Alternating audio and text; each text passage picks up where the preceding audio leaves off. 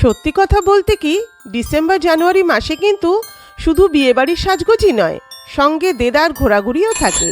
তাই সামান্য সাজুগুজুর জন্য নাইকা থেকে পিঙ্ক ফ্রাইডে সেলে বেশ কয়েকটা প্রোডাক্ট অর্ডার করেছিলাম।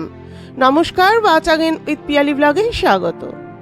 প্রোডাক্টগুলো বেশ ভালো হয়েছে বলে ভাবলাম সবার সাথে শেয়ার করি।